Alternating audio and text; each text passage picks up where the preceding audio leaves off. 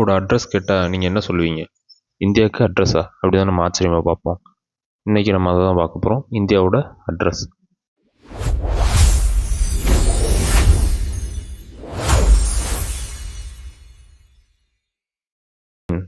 ஜாகிரஃபியில் first பார்ட்டாக இருக்கக்கூடிய India's location and it's physical features, அந்த டாப்பிக்கை தான் இன்றைக்கி பார்க்க போகிறோம்.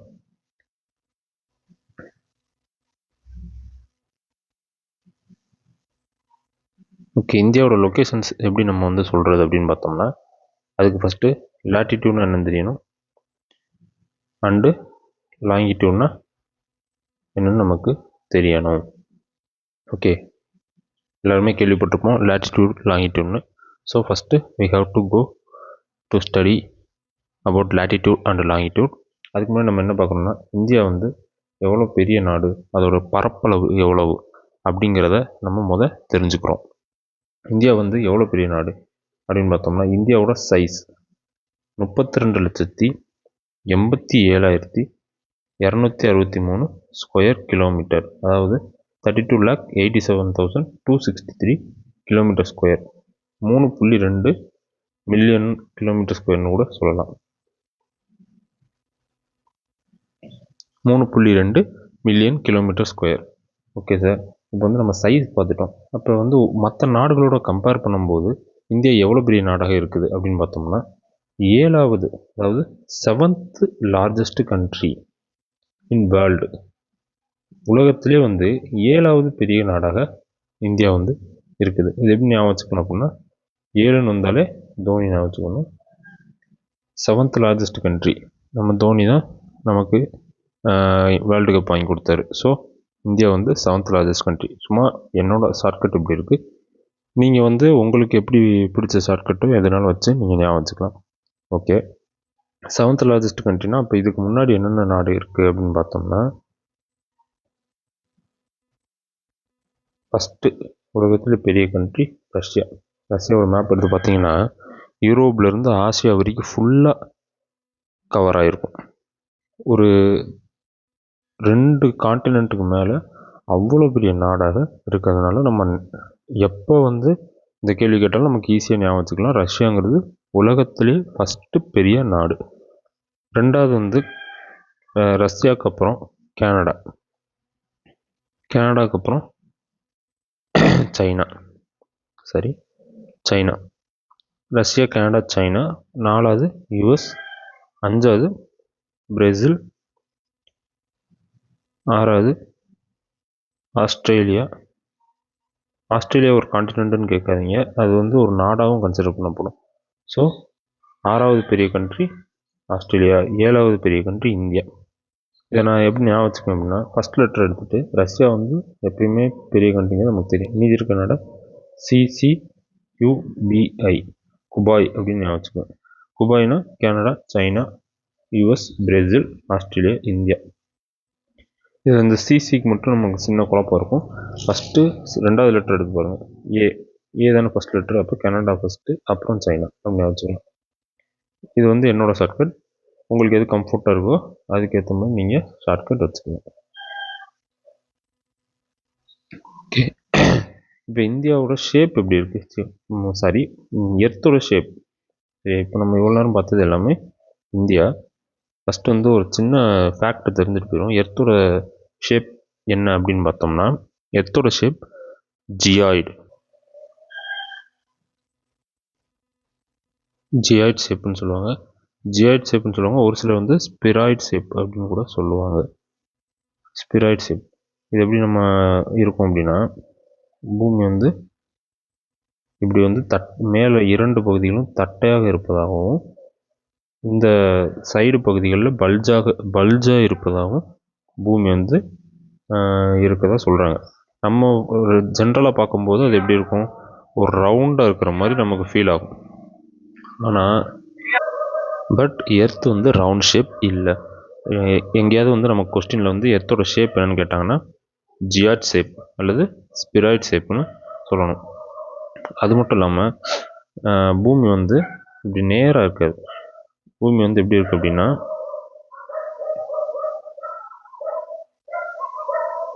இப்படி ஒரு ஆங்கிளில் இன்க்ளைண்ட் ஆகிருக்கு. அந்த ஆங்கிள் என்ன அப்படின்னு நம்ம பார்த்தோம்னா, சென்டராக இதோட ஆக்சிஸ் வரைஞ்சிட்டு அதோட இன்க்ளைனேஷன் எவ்வளோ இருக்குன்னு பார்த்தோம்னா, சரி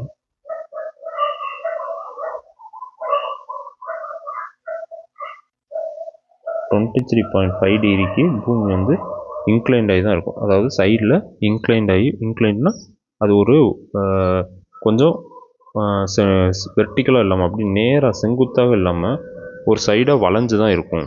எவ்வளோ வளைஞ்சிருக்கும் அப்படின்னா 23.5 டிகிரிக்கு வளைஞ்சிருக்கும். இந்த இருக்கணும் அப்படின்னா எர்த் வந்து ஜிஆர் ஷேப் அல்லது ஸ்பிராய்ட் ஷேப். அப்படின்னா இது என்ன ஷேப் அப்படின்னா மேலே வந்து ஃப்ளாட்டாக இருக்கும், மேலே கீழே ஃப்ளாட்டாக இருக்கும், சென்டரில் வந்து பல்ஜாக இருக்கும். இதுதான் எர்த்தோட ஷேப்பு. தென் எர்த் வந்து 23.5 டிகிரிக்கு இன்க்ளைண்ட் ஆகிருக்கும். எர்த் வந்து எந்த சைட்லேருந்து எந்த சைடு நோக்கி ரொட்டேட் ஆகும். எர்த்தோட மூவ்மெண்ட் வந்து ரொட்டேஷன் அண்டு ரெவல்யூஷன், அதாவது தன்னைத்தானே சுற்றி கொள்ளும், சூரியனையும் சுற்றி வரும்.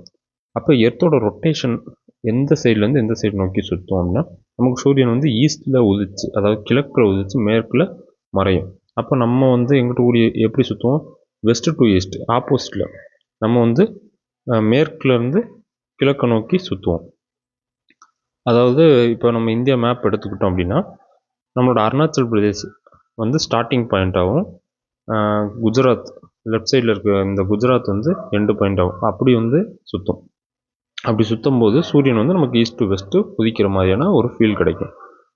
லைக்கு நம்ம பஸ்ஸில் போகும்போது நம்ம பஸ்ஸில் உட்காந்துட்ருப்போம், பார்த்தா மரம் வந்து நம்மளை கிராஸ் பண்ணி பின்னாடி போகிற மாதிரி ஒரு ஃபீல் ஆகும். நம்ம முன்னாடி போவோம், மரம் வந்து நம்மளை கிராஸ் பண்ணி பின்னாடி போகிற மாதிரி ஒரு ஃபீல் கிடைக்கும் இல்லையா. அந்த கான்செப்ட் தான் நம்ம வெஸ்ட் டு ஈஸ்ட் மூவ் ஆகும், சூரியன் வந்து ஈஸ்ட் டு வெஸ்ட் வர்ற மாதிரி நமக்கு ஃபீல் ஆகும்.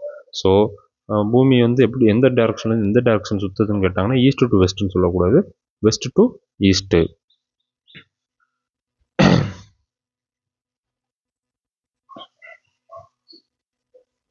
ஓகே, இப்போ வந்து இந்தியாவை பற்றி பார்த்துட்டோம். இந்தியா வந்து எத்தனாவது பெரிய கண்ட்ரின்னு பார்த்தோம், 7th லார்ஜஸ்ட் கண்ட்ரின்னு பார்த்தோம். அதோட நிலப்பரப்பு வந்து உலகத்தின் நிலப்பரப்பில் 2.4%. அதாவது என்ன சொல்ல வராங்கன்னா, உலகத்தில் வந்து எல்லா நிலப்பரப்பையும் ஆட் பண்ணி அதில் 2.4% எடுத்தோம்னா அது 32,87,263 ஸ்கொயர் கிலோமீட்டர் வரும். So 2.4% of world total area is India's total area, India's land area. Okay, இது ஞாபகம் வச்சுக்கலாம்.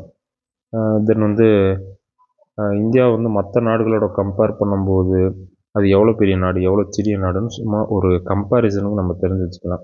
இப்போ if you compare with Pakistan, அதாவது பாகிஸ்தானோட நீங்கள் வந்து கம்பேர் பண்ணி பார்க்கும்போது இந்தியா வந்து 4 times 4 மடங்கு பிக்கராக இருக்கும். எல்லாருக்குமே தெரியும் பாகிஸ்தான் ஒரு சின்ன நாடு தான், இந்தியாவிலேருந்து பிரிஞ்சு போன நாடு தான். ஆனால் பிரிஞ்சு போனாலுமே இந்தியா வந்து அதோட 4 மடங்கு பெரிய நாடாக இருக்குது. அதுக்கேற்ற மாதிரி மக்கள் தொகையும் அதிகம்தான். Okay, then we compare with Japan. ஜப்பானோட கம்பேர் பண்ணும்போது 8 மடங்கு பெரியது இல்லையா. ஜப்பான் எல்லாருக்குமே தெரியும் ரொம்ப சின்ன நாடு. ஸோ அதுக்கப்புறம் நம்மளை 200 வருஷம் அடிமையாக வைத்து ஆண்ட பிரிட்டன், அதாவது யூகேன்னு சொல்லுவாங்க, யுனைடெட் கிங்டம். அந்த யூகேவோட கம்பேர் பண்ணும்போது 12 times பிக்கர் இந்தியா. சரி, இப்போ வந்து எல்லாமே பெருசாகவே கம்பேர் பண்ணுறோம். இப்போ யூஎஸ்ஏ கம்பேர் பண்ணி பார்த்தோம் அப்படின்னா 300 times ஸ்மாலர். இது மட்டும். அப்போ வந்து அமெரிக்கா வந்து எவ்வளோ பெரிய நாடாக இப்படி இருக்கும் அமெரிக்கா. அப்போ இந்தியா வந்து என்ன இருக்குது, அந்த வரைஞ்சோம் அப்படின்னா 3 இந்தியாவை இதுக்குள்ளே 3.5 இந்தியாவை வரைஞ்சிடலாம். சரி, புரியுதா. இது எல்லாமே வந்து ஒரு கம்பேரிசனுக்காக, எக்ஸாம் பாயிண்ட் ஆஃப் வியூவில் கேட்பாங்களா அப்படின்னு கேட்டால் அது கேட்குறதுக்கு வாய்ப்புகள் கம்மி தான். இது எல்லாமே ஃபேக்ட்ஸ். ஓகே, இந்தியாவில் வந்து எத்தனை ஸ்டேட்ஸ் அண்டு யூனியன் டெரிட்டரிஸ் இருக்குது அப்படின்னு பார்த்தோம்னா, இந்தியாவில் 28 ஸ்டேட்ஸ் அண்டு 8 யூனியன் டெரிட்டரிஸ் இருக்குது. Okay, 28 states. இதுக்கு முன்னாடி வந்து பார்த்தோம்னா 29 ஸ்டேட் இருக்கும். அதில் என்ன பண்ணியிருப்பாங்க அப்படின்னா ஜம்மு அண்டு காஷ்மீரை யூனியன் டெரிட்டரியாக மாற்றிடுவாங்க. ஸோ எத்தனை ஸ்டேட் இருக்குது, 28 ஸ்டேட்ஸ். அதே மாதிரி 7 யூனியன் டெரிட்டரிஸ் நம்ம சின்ன வயசில் படிச்சிருப்போம். 7 யூனியன் டெரிட்டரி, தமிழில் என்னென்னு எனக்கு சட்டுன்னு வரல, ஒன்றிய பிரதேசமாக ஏதோ ஒன்று, 7 யூனியன் டெரிட்டரி அப்படின்னு சொல்லுவாங்க. ஆனால் நம்ம வந்து சின்ன வயசில் 7 படிக்கும்போது என்ன ஆச்சு அப்படின்னா, ஜம்மு காஷ்மீர் அண்டு லடாக் வந்து இப்போ ரீசெண்டாக சேர்த்தாங்க, ஒரு 4-5 வருஷத்துக்கு முன்னாடி யூனியன் டெரிட்டரியை மாற்றி சேர்த்தாங்க. ஸோ அது என்ன ஆச்சுன்னா 9 யூனியன் டெரிட்டரியாக மாறிச்சு.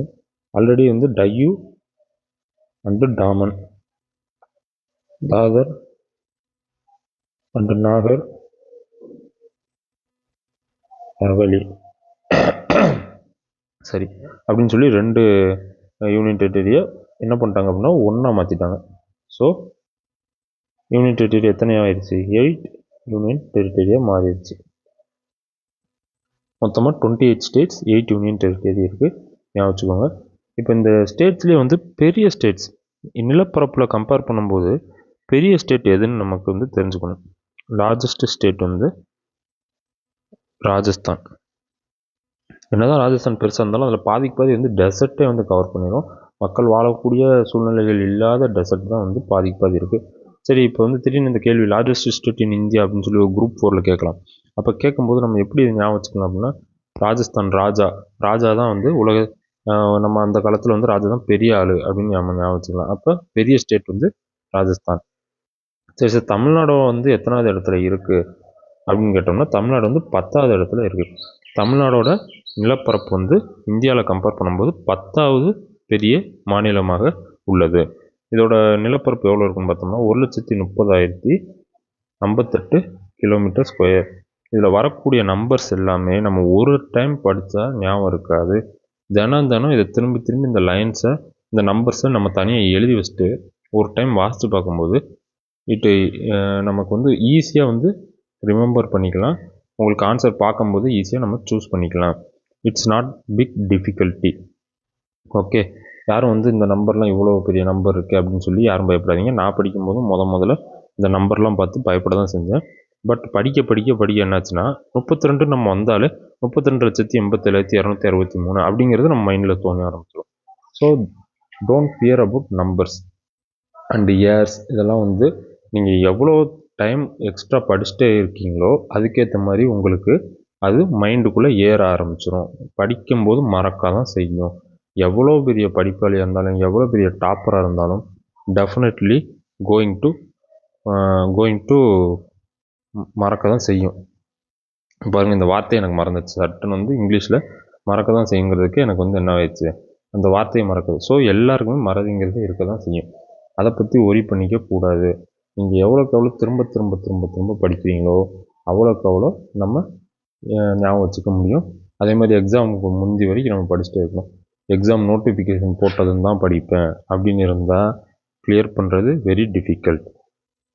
எக்ஸாம் நோட்டிஃபிகேஷனை பற்றி நம்ம யோசிக்கவே கூடாது, படிச்சுக்கிட்டே இருக்கணும். எக்ஸாம் வந்தால் அதுக்கேற்ற மாதிரி, அந்த எக்ஸாமுக்கு ஏற்ற மாதிரி சின்ன சேஞ்சஸ் பண்ணி படிக்கணும். எக்ஸாம் வந்தோன்னே அட்டன் பண்ணணும், அடுத்த படிக்க ஆரம்பிச்சிடணும். நம்மளோட கண்டினியூஸ் ப்ராசஸாக போய்கிட்டே இருக்கணும். அதுதான் வந்து எக்ஸாமை கிளியர் பண்ணக்கூடிய ஒரு strategy. Consistency is only key to crack the exam. Okay, நம்ம கிளாஸ்க்குள்ளே போகலாம். ஃபஸ்ட்டு நான் கேள்வி கேட்டது இந்தியாவோட அட்ரஸ் சொல்ல போகிறேன். அதுக்கு முதல்ல நம்ம தெரிஞ்சுக்க வேண்டியது என்னன்னு சொன்னேன், லாட்டிடியூட், லாங்கிடியூட்.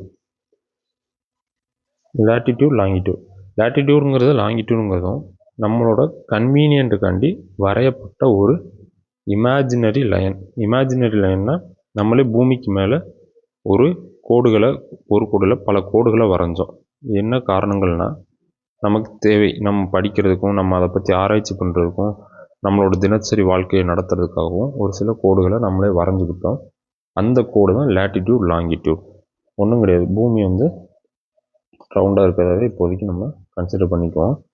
இந்த ரவுண்ட் ஷேப்பில் சென்டராக ஒரு கோடை போட்டாங்க. அதாவது ஒரு சென்டராக ஒரு கோடு போட்டாங்க. ஓகே, இந்த சென்டரில் இருந்து இந்த சென்டர் பாயிண்ட் இருக்குல்ல, இந்த சென்டர் பாயிண்டில் வந்து ஒவ்வொரு டிகிரி ஆங்கிள் வச்சு இப்படி லைன் வரைஞ்சிக்கிட்டே போனாங்க. அப்படியே இப்படி வருமா? இப்போ இந்த பாயிண்ட்டையும் அதுக்கு ஸ்ட்ரெயிட்டாக இருக்க பாயிண்ட்டையும் கனெக்ட் பண்ண ஆரம்பித்தாங்க. இந்த ஒவ்வொரு டிகிரி இருக்குது அதான் 1 டிகிரி லேட்டிடியூட் 2 டிகிரி லேட்டிடியூட் அப்படின்னு பிரித்தாங்க. நான் சும்மா எப்படி வரைஞ்சாங்கிறதுக்கு சொல்கிறேன். ஆக்சுவலாக லேட்டிடியூட் எப்படி இருக்கும்,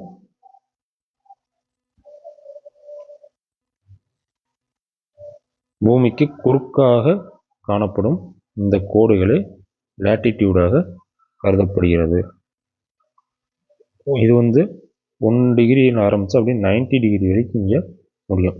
ஸோ நார்தர்ன் ஹெமிஸ்பியர் இதை என்னென்னு சொல்லுவோம், நார்தர்ன் ஹெமிஸ்பியர், அதாவது மேற்கு அரைவட்டம். இது சதர்ன் ஹெமிஸ்பியர், கிழக்கு அரைவட்டம். இந்த நார்தர்ன் ஹெமிஸ்பியரில் கிட்டத்தட்ட ஒரு 90 லைன்ஸ் ஆஃப் லேட்டிடியூட் இருக்கும். இது எல்லாமே ஒரு சர்க்கிள். பூமியை சுற்றி பார்த்தீங்க அப்படின்னா ஒரு சர்க்கிள், பூமியை சுற்றி பார்த்தீங்கன்னா ஒரு சர்க்கிள் மாதிரி இப்படியே இருக்கும். சரியா, 90 டிகிரி லைன்ஸ் இருக்கும். இங்கே 90 லைன்ஸ் இருக்கும். டோட்டலாக பார்த்தோன்னா 90 + 90 180. அதோடு சேர்த்து 0 டிகிரியில் ஒரு லைன் ஃபஸ்ட்டு வரைஞ்சோமா, அது ஒரு லைன் ஈக்குவல் டு மொத்தமாக எத்தனை லேட்டிடியூட் இருக்குது அப்படின்னு பார்த்தோம்னா 181 லைன்ஸ், 181 கோடுகள் ஆஃப் லேட்டிடியூட் பூமியில் வரைஞ்சிருக்காங்க. இந்த கோடுகளில் ஃபஸ்ட்டு வரைஞ்ச அந்த 0 டிகிரி லைன், அதை எல்லாருக்குமே என்னன்னு தெரியும், தட்ஸ் த ஈக்குவேட்டார். ஈக்குவேட்டார்னா பூமத்திய ரேகை. உலகத்தை 2 பகுதிகளாக பிரிக்கக்கூடிய ஒரு கோடு தான் அந்த ஈக்குவேட்டார். நம்ம இந்தியா எங்கே இருக்குது, ஈக்குவேட்டருக்கு மேலே இருக்கா கீழே இருக்கா, ஈக்குவேட்டருக்கு மேலே இருக்குது. அப்போ நம்மளோட அட்ரஸ் எதில் வரும், நார்தர்ன் ஹெமிஸ்பியரில் தான் வரும். இப்போ துபாய் குறுக்கு சந்து அப்படின்னு சொல்லி ஒரு அட்ரஸ் வடிவேல் காமெடி ஒன்று வரும்ல, அந்த மாதிரி நமக்கு அட்ரஸ், இந்தியாவோட அட்ரஸ் சொல்லும்போது நார்த்தில் தான் லேட்டிடியூட் வரும். இப்போ லேட்டிடியூட்னு என்ன தெரிஞ்சுக்கிட்டீங்களா, குறுக்கால இருக்கக்கூடிய கோடுகள், லேட்டிடியூடும் லாங்கிடியூடையும் குழப்பிக்க கூடாது. குறுக்கால இருக்கக்கூடிய கோடு தான் என்னது, லேட்டிடியூட். அதில் சென்டரில் வரக்கூடிய கோடு ஈக்குவேட்டர், பூமத்திய ரேகை. அதுக்கு மேலே 90 லைன்ஸ் இருக்கும், அதுக்கு கீழே 90 லைன்ஸ் இருக்கும். பார்த்தா இந்த போலெல்லாம் பார்த்தோம்னா ஒரு புள்ளி தான் வரும், லைன் கூட வராது. அந்த மாதிரி ஃப்ளாட் ஆயிரும்னு சொன்னாலும் அந்த இடத்துலலாம் புள்ளி தான் வரும். So we consider is line. So 90 + 90 equator is one line. Totally 181 lines. We have 181 lines of latitude. இந்த latitude வச்சு நம்ம ஒரு நாடை பிரிக்கலாம். இப்போ நீங்கள் கூகுள் மேப்பில் போயிட்டு ஏதாவது ஒரு லொக்கேஷனை சும்மா அப்படி கிளிக் பண்ணிங்கன்னா இந்த மாதிரி அதுக்கு மேலே அது ஒரு லேட்டிடியூட் லாங்கிடியூட். லேட்டிடியூட்னா என்னன்னு சொன்னேன், இப்படி வர கோடு. அப்போ இப்படி வர கோடு லாங்கிடியூட். இப்போ நீங்கள் லேட்டிடியூடையும் லாங்கிடியூடும் எழுதிங்கன்னா இந்த பாயிண்ட், இந்த கிராஸ் ஆகிற பாயிண்ட் நமக்கு தெரிஞ்சிடும். So we can locate the location. அப்படி தான் நம்ம ஒரு நாட்டோட லொக்கேஷனையும் நம்ம மார்க் பண்ண போகிறோம் லேட்டிடியூட் லாங்கிடியூட் மூலமாக. லாங்கிடியூட்னா என்ன சொல்லிட்டேன், ஸ்ட்ரைட்டாக வரக்கூடியதுன்னு சொல்லிட்டோம். ஓகே, அது என்னென்னு பார்க்கலாம், பொறுமையாக பார்க்கலாம். இப்போ லேட்டிடியூட் பற்றி பார்த்தோம். மொத்தமாக 181 லைன்ஸ் இருக்குதுன்னு சொல்லி பார்த்தோம்.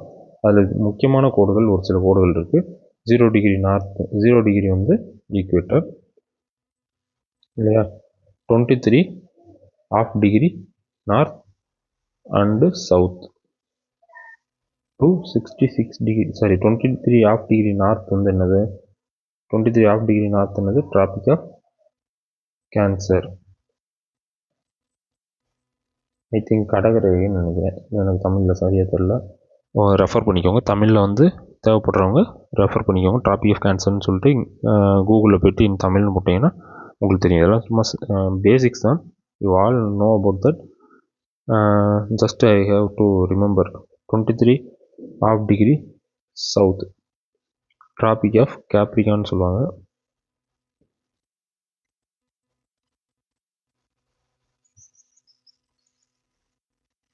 அதுக்கப்புறம் 66 ½ டிகிரி நார்த் ஆர்டிக் சர்க்கிள்,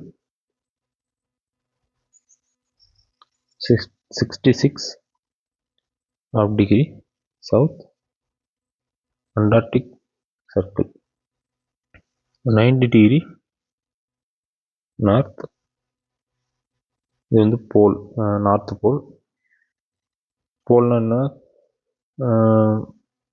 அந்த பனிகள் மட்டுமே மூடக்கூடிய சன்லைட்டே அந்த இடத்துல என்னவாகாது, படாது. டைரெக்டாக அந்த இடத்துல சன்லைட் படவே படாது. ஸோ அங்கே எப்பயுமே என்ன தான் இருக்கும், பனி தான் இருக்கும். 90 டிகிரி சவுத், அங்கே சவுத் போல். இதெல்லாம் என்ன சார் என்ன சொல்கிறீங்க அப்படின்னா, நம்ம லேட்டிடியூட் வச்சு இந்த மாதிரி இடங்கள் பிரிச்சுருக்கோம். ஏன் இடங்கள் பிரிக்கிறோம் அப்படின்னா, அப்போ தான் அந்த இடங்களுக்குள்ளே என்னவாகுது அப்படின்னா, ஒவ்வொரு கிளைமேட் சேஞ்ச் ஆகுது, வெதர் வந்து ஒவ்வொரு அந்த இடத்துக்கு ஏற்ற மாதிரி மாறுது. அப்போ இவங்க ஜென்ரலாக இந்த ரெஃபரன்ஸ் லைன்ஸை வச்சு இதுக்கு கீழேனா இப்படி இருக்கும், இதுக்கு மேலேனா இந்த மாதிரியான கிளைமேட் இருக்கும், இதுக்கு மேலே வந்து இந்த மாதிரியான நிலப்பரப்பு வந்து காணப்படும், இதுக்கு கீழே இந்த மாதிரியான நிலப்பரப்பு அப்படின்னு சொல்லி ஒரு ரெஃபரன்ஸ் லைனுக்காக இந்த மாதிரி விஷயங்கள்லாம் எடுத்துக்கிட்டாங்க.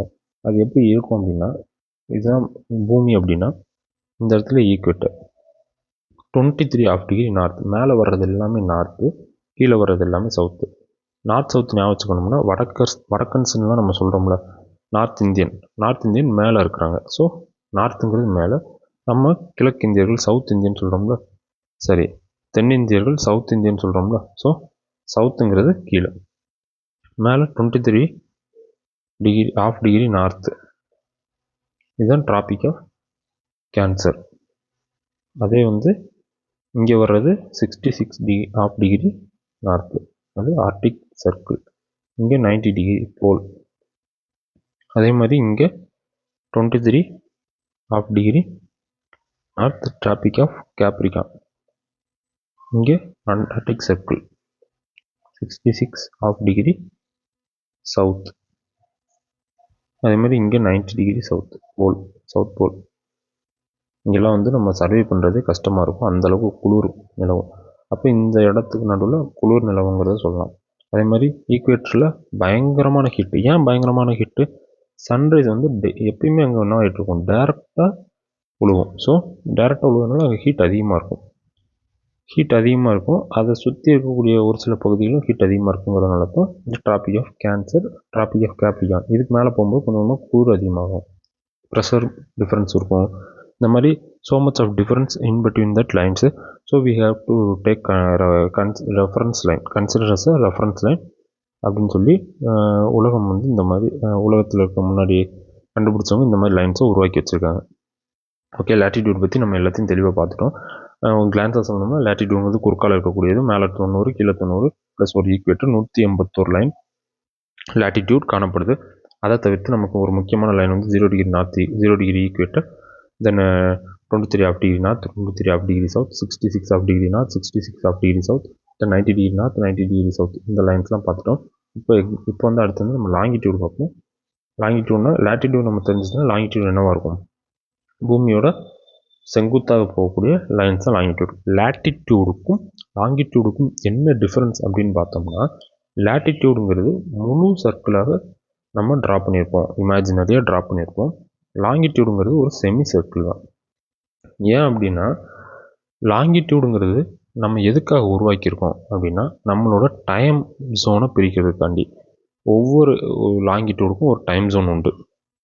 என்ன சார் சொல்கிறீங்க, எப்படி இந்த லாங்கிடியூடை பொறுத்து டைம் ஜோன் மாறுது அப்படின்னா, பூமி வந்து இப்படி சுற்றி வரும் இல்லையா, சூரியன் வந்து என்னவாக இருக்கும், இங்கே ஸ்டேபிளாக சூரியன் நிற்கும். இப்போ இங்கே ஒரு டைம் ஜோன் இருக்குன்னு வைங்களேன், நமக்கு எத்தனை மணிக்கு சூரியன் உதிக்கிறதா நம்ம இமேஜின் பண்ணுவோம், 6 o'clock காலையில் 6 மணிக்கு சூரியன் உதிக்கிறதா நம்ம நினைக்கிறோம். ஸோ இந்த லைன் வந்து இப்படி சுற்றி இங்கே வரும்போது இந்த சூரியன் இங்கே படும். ஸோ அந்த லைனில் இருக்கிறவங்களுக்கு அப்போ தான் 6 மணி இல்லையா. அப்போ இங்கே இருக்கிறவங்களுக்கு இது திரும்ப சுற்றி இங்கே வரும்போது அப்போ தான் அவங்களுக்கு 6 மணி. ஸோ லாங்கிடியூடை பொறுத்து நம்மளோட டைம் ஜோனை பிரிச்சுக்கிறோம். அப்படி டைம் ஜோனை பிரிக்கும்போது இப்போ ஃபுல் சர்க்கிளாக வரைஞ்ச என்னவாகும், ஃபுல் சர்க்கிளாக வரையும்போது பின்னாடி ஒரு லைன் இருக்கும். அப்போ ஒரே லைன் இங்கேயும் இருக்கும் இங்கேயும் இருக்கும். அப்போ இவங்களுக்கு மட்டும் சூரியன் வரும், இவங்களுக்கு சூரியன் வராது. அப்போ அவங்களுக்கு நைட்டு, நமக்கு பகல், இங்கே இருக்கிறவங்களுக்கு பகல் இல்லையா. அப்படி இருக்கிற கூடாது, டைம் வந்து நமக்கு பிரச்சனை ஆகுங்கிறதுனால ஆஃப் செமி சர்க்கிளாக நம்ம வரைஞ்சிக்கிட்டோம். லேட்டிடியூட் வந்து ஃபுல் சர்க்கிள், லாங்கிடியூட் வந்து ஆஃப் சர்க்கிள். பேரில் லாங்குன்னு இருக்கும், ஆனால் சின்னதாக இருக்கும் அப்படின்னு நம்ம ஆப்போசிட்டாக ஞாபகம் வச்சுக்கலாம். ஓகேவா. அப்போ கண்டிப்பாக என்னவாக இருக்கும், லேட்டிடியூட் லாங்கிடியூட் வந்து லேட்டிடியூடோட டபுள் மடங்கு தான் லாங்கிடியூடோட லைன்ஸ் இருக்கும். அப்போ லாங்கிடியூட் வந்து மொத்தமாக 360 லைன்ஸ் இருக்குது. என்ன சார் சொல்கிறீங்க, அங்கே மட்டும் 181ன்னு சொன்னீங்க, இங்கே மட்டும் லாங்கிடியூட் வந்து 360ன்னு சொல்கிறீங்கன்னு கேட்டிங்கன்னா, அங்கே வந்து சென்டரில் ஒரு ஈக்குவேட்டர்னு ஒன்று வரும். இங்கே வந்து எந்த ஒரு சென்டருமே கிடையாது. இங்கே நீங்கள் அப்படியே இந்த பக்கம் இது எப்படி வந்து வரைவாங்க அப்படின்னா, ஒரு ஜென்ரல் லைன் வரைஞ்சிட்டு இங்கிட்டு ஒரு கோடு வரைஞ்சிட்டே போவாங்க, இங்கிட்டு ஒரு கோடு வரைஞ்சிட்டே போவாங்க. கடைசியாக போகும்போது என்ன ஆகும்னா, பின்னாடி வரும்போது இதில் வர்ற கோடும் அதில் வர்ற கோடும் சிங்க் ஆயிரும். ஸோ என்னவாயிரும்னா, அந்த எக்ஸ்ட்ரா ஒரு லைன் வராது. 360 இங்கிட்டு ஒரு 180 லைன்ஸ், இங்கிட்டு ஒரு 180 லைன்ஸ். அப்போ டோட்டலாக 180 + 180 360 லைன்ஸ் வந்து வரைஞ்சிருக்காங்க. நம்ம ஆங்கிளில் 360 லைன்ஸ் 360 டிகிரி சொல்லுவோம்ல, ஒரு சுற்றி வந்தோம்னா 360 டிகிரி. அந்த கணக்கு தான் இங்கேயும் 360 லைன்ஸ் லாங்கிடியூட் இருக்குது. இதில் ஜென்ரலாக ஒரு லைனை வரைஞ்சிக்குவாங்கன்னு சொன்னோம்ல, அந்த ஜென்ரல் லைனை எங்கே வரைஞ்சிருக்காங்க எல்லாருக்குமே தெரியும், இருந்தாலும் சொல்கிறேன். அந்த காலத்தில் உலகத்தில் இருக்கக்கூடிய பாதி நிலப்பரப்பு யார் கையில் இருந்துச்சு? பிரிட்டனோட கையில் இருந்துச்சு இல்லையா? பிரிட்டனோட கையில் இருந்ததுனால கண்டிப்பாக அவங்க அந்த லைனை வரையும் போது எங்கேருந்து வரைஞ்சிருப்பாங்க? அவங்க ஊர்லேருந்து தான் வரைஞ்சிருப்பாங்க. ஸோ அவங்களோட ஊர் லண்டன் இல்லையா? அந்த லண்டனில் தான் அந்த லைன் கிராஸ் ஆகுது 0 டிகிரி லாங்கிடியூட். நம்ம லேட்டிடியூட் பொறுத்த வரைக்கும் பிரச்சனை இல்லை, சென்ட்ரலில் வரைஞ்சால் முடிஞ்சிச்சு. அந்த லாங்கிடியூட்ங்கிறது எங்கேயோ இருந்து ஸ்டார்ட் பண்ண வேண்டிய லைன். ஸோ ஃபஸ்ட்டு எங்கேருந்து ஸ்டார்ட் பண்ணாங்க? அந்த லண்டனுக்கு நேராக இருக்கக்கூடிய கிரீன்விச் அப்படிங்கிற ஊர் வழியாக போகக்கூடிய அந்த லைனை வரைஞ்சாங்க. ப்ரைம் மெரிடியன் சொல்லுவாங்க. இந்த லைனை வந்து ப்ரைம் மெரிடியன். நமக்கு கிரீன்விச் மீன் டைம்னு ஜிஎம்டின்னு சொல்லி ஒவ்வொரு இடத்துல பார்த்துருப்போம். அதுதான் கிரீன்விச் மீன் டைம். அங்கேருந்து ஒவ்வொருத்தருக்கும் எவ்வளோ நேரம் டிஃப்ரென்ஸுங்கிறத நம்ம கண்டுபிடிச்சிக்கலாம். Greenwich mean time. ஓகேவா? இப்போ இங்கிட்டிருந்து வர்ற எல்லா கோடுமே என்னவாகும் அப்படின்னா, 1 டிகிரி, இப்படி அடுத்த கோடு வந்து 1 டிகிரி ஈஸ்ட்டு, அடுத்த கோடு 2 டிகிரி ஈஸ்ட்டு, அடுத்த கோடு 3 டிகிரி ஈஸ்ட்டு இப்படின்னு போகும். இங்கே வந்து 1 டிகிரி வெஸ்ட்டு, இந்த பக்கம் 2 டிகிரி வெஸ்ட்டு, 3 டிகிரி வெஸ்ட்டு. யாருக்காவது இந்த வெஸ்ட்டு ஈஸ்ட்டில் குழப்பம் இருந்துச்சு அப்படின்னா வெஸ்ட் பெங்காலை ஞாபகம் வச்சுக்கோங்க. பங்களாதேஷும் வெஸ்ட் பெங்காலும் ஒன்றா தான் இருந்துச்சு. ரெண்டாக பிரித்தாங்க 1905. ஸோ பிரிக்கும்போது வெஸ்ட்டில் இருக்கிறது வெஸ்ட் பெங்காலாகவும் ஈஸ்ட்டில் இருக்கிறது ஈஸ்ட் பெங்காலாகவும் பிரித்தாங்க. அப்போ நம்ம சைடு இருக்குது, இந்த சைடு இருக்குது, லெஃப்ட் சைடில் இருக்கிறது வெஸ்ட்டுன்னு வருதா? அப்போ left side west, right side east இப்படி ஞாபகம் வச்சுக்கோங்க. யாருக்காவது கன்ஃபியூஷனாக இருந்தால். இல்லை சார் எனக்கு கன்ஃபியூஷன்லாம் கிடையாது, I have more familiar with directions அப்படின்னு நீங்கள் சொன்னீங்க அப்படின்னா நோ ப்ராப்ளம். ஓகே, நான் யாராவது கன்ஃபியூஷனாக இருக்கிறவங்களுக்கு நான் சொல்லுவேன். குரூப் 4 படிக்கிறவங்களும் கொஞ்சம் இந்த டைரக்ஷன்ஸில் கொஞ்சம் மிஸ்டேக்ஸ் பண்ணுவாங்க. ஸோ அவங்களுக்கு நான் இந்த ஷார்ட்கட்டை சொல்கிறேன். வெஸ்ட் பெங்கால் ஞாபகம் வச்சுக்கிட்டிங்கன்னா வெஸ்ட் எது ஈஸ்ட் எதுன்னு we can easily remember. ஓகேவா? சரி, இதில் விட்டோம். Longitude prime meridian 0 degree prime meridian பார்த்துட்டோம். இந்த 0 டிகிரி ப்ரைம் மெரிடியன் வந்து அப்படியே ஒவ்வொரு லைனாக போய் இங்கே வரும்போது சுற்றி வரும்போது பின்னாடி, அதாவது இந்த 0 டிகிரிக்கு அப்படியே பின்னாடி பூமியில் பின்னாடி வந்து 180 டிகிரி ஈஸ்ட்டில் வரும். அதே இங்கிட்டிருந்து வரும்போது அதே கோயின்சிடென்ஸில் 180 டிகிரி வெஸ்ட்டும் வரும். இந்த 180 டிகிரி ஈஸ்ட் அண்ட் 180 டிகிரி வெஸ்ட்டை வந்து நம்ம என்ன லைனாக எடுத்துக்கிறோம் அப்படின்னா இன்டர்நேஷ்னல் டேட் லைன். அதாவது ப்ரைம் மெரிடியன் வச்சு நம்ம டைம் கால்குலேட் பண்ணுறோம். அதுக்கு அப்படியே பேக் சைடில் இருக்கக்கூடிய 180 டிகிரி ஈஸ்ட் அண்ட் வெஸ்ட்டை வச்சு நம்ம இன்டர்நேஷ்னல் டேட் லைனை கால்குலேட் பண்ணுறோம். இந்த இன்டர்நேஷ்னல் டேட் லைனை பற்றி நான் உங்களுக்கு பின்னாடி விளக்கமாக சொல்கிறேன். இப்போ என்ன பார்க்குறோம்? லாங்கிடியூட் பார்த்துட்டோம். லாங்கிடியூடில் வந்து ஈஸ்டர்னு வெஸ்டர்னு பார்த்துட்டோம். இப்போ வந்து டிஸ்டன்ஸ் கவர்டு பார்த்தோம்னா, என்ன சார் டிஸ்டன்ஸ் கவர்டுன்னு என்னமோ சொல்கிறீங்க அப்படின்னு கேட்டிங்கன்னா, லேட்டிடியூட் வந்து 0 டிகிரியில் ஆரம்பிக்கு, அங்கேருந்து அடுத்த லைன் என்ன 1 டிகிரி. இப்போ இதுக்கும் எவ்வளோ கிலோமீட்டர் டிஃப்ரென்ஸ் வரும்னு பார்த்தோம்னா 111 கிலோமீட்டர், அதாவது 111 கிலோமீட்டர் டிஃப்ரென்ஸ் வரும். அதே மாதிரி அடுத்த லைன் பார்த்தோம்னா 111 கிலோமீட்டர் அப்ராக்சிமேட்டாக நமக்கு கிடைக்கும். இப்படி 111 கிலோமீட்டர் 90 டிகிரி வரைக்கும் இன்க்ரீஸ் ஆகிட்டே போகும். ஓகேங்களா? அதே மாதிரி லாங்கிடியூட்னு பார்க்கும்போது லாங்கிடியூட் எப்படி இருக்கும்? ஒரு 2 லாங்கிடியூடை நம்ம வரைஞ்சி பார்த்தோம்னா இப்படி தான் இருக்கும், ஒரு இலை மாதிரி இருக்கும் இல்லையா? அப்போ இந்த சென்டரில் ஈக்குவேட்டர் போதில்ல, இந்த ஈக்குவேட்டர் இடத்துல தான் பல்ஜ் ஆகிருக்கும். கொஞ்சம் கொஞ்சமாக இதோட டிஸ்டன்ஸ் என்னவாகிட்டே வரும், குறைஞ்சிக்கிட்டே வரும். ஸோ இந்த 0 டிகிரியில் பார்க்கும்போது கிட்டத்தட்ட அதே 111 கிலோமீட்டர் இருக்கும். இங்கே 45 டிகிரியில் பார்க்கும்போது கிட்டத்தட்ட 79 கிலோமீட்டர் வரும். 79 கிலோமீட்டர். இங்கே வரும்போது ரெண்டுமே சேர்ந்துடும். So 0 kilometre. அங்கே வந்து டிஸ்டன்ஸ் இருக்காது, எல்லா லைனுமே சிங்க் ஆயிரும். ஓகேவா? இதுதான் நமக்கு லாட்டிடியூட் லாங்கிடியூடுங்கிறது என்னங்கிறது தெரிஞ்சால் தான் we can locate the India. சரி, இப்போ எல்லாம் தெரிஞ்சிட்டோம். இந்தியாவை எப்படி லொக்கேட் பண்ணுறது அப்படின்னா, நான் ஒரு அக்லியாக ஒரு மேப் வரைய போகிறேன். So don't blame me. இந்தியாவோட மேப்பு இதான் சார் இந்தியாவோட மேப்பு அப்படின்னு சொல்லாதீங்க. I am little poor in drawing.